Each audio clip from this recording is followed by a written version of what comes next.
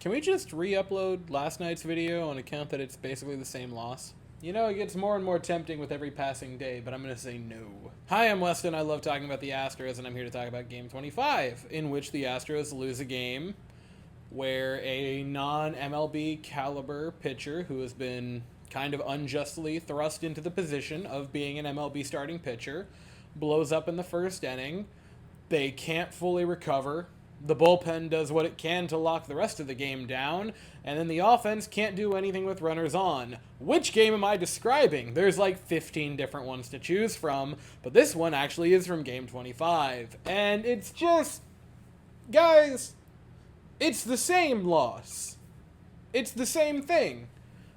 You had Spencer Arrieta blow up in the first inning, and I gotta be honest, I didn't even get to see it because it was nothing, and I walked out of the room to get a glass of water, and by the time I walked back in, it was 4-0, and I wanted to bash my head through a wall.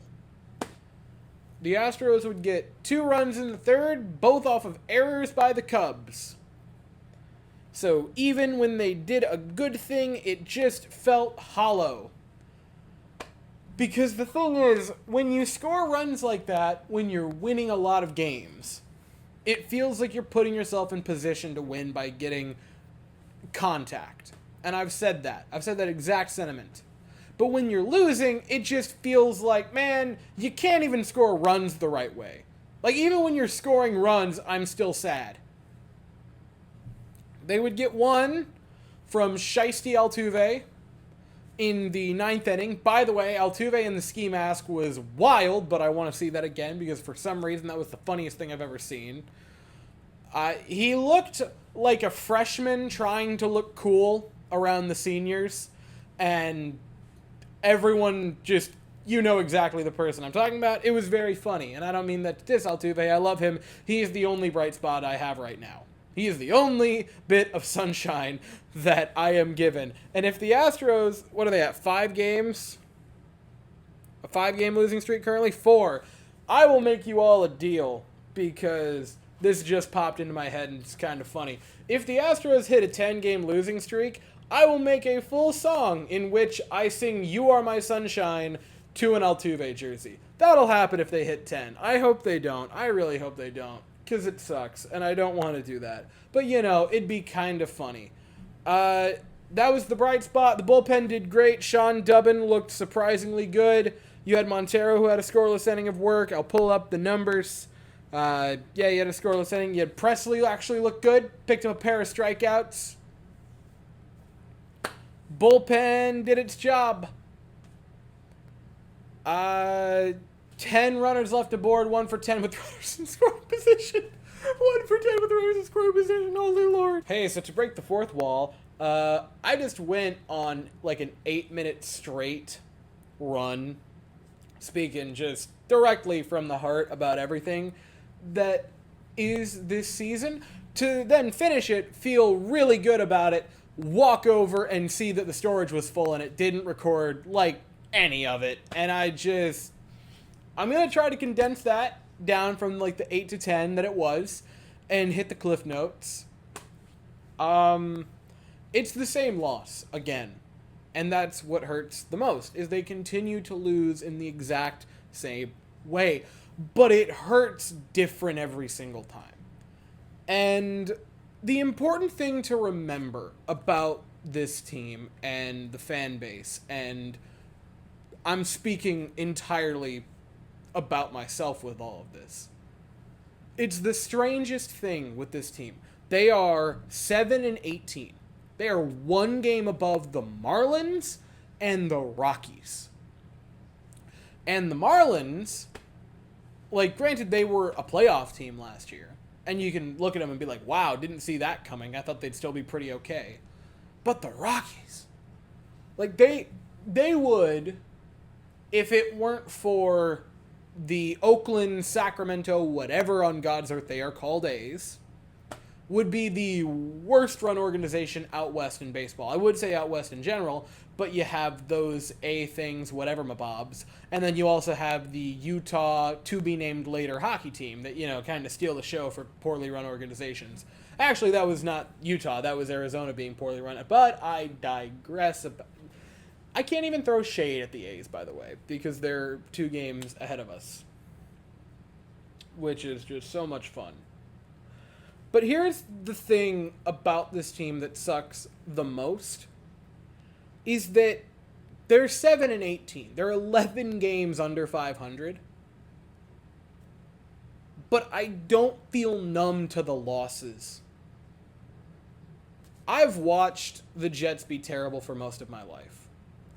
I watched them finish with the 3rd overall pick in back-to-back years. I watched them then finish with the 2nd overall pick soon after that. I am very, very, very accustomed to this team being terrible in the term of the Jets. And a lot of you are Texans fans. And so I can say, don't shoot the messenger for this. Texans also haven't been great over the past few years. As a collective, myself and you have watched bad teams. We've watched those bad football teams. And when you know a team is bad, and when you know they are going to be bad, you just get numb to it after a couple of losses. They wash over you like nothingness, and you just keep trucking on. That's not how these losses feel for the Astros right now.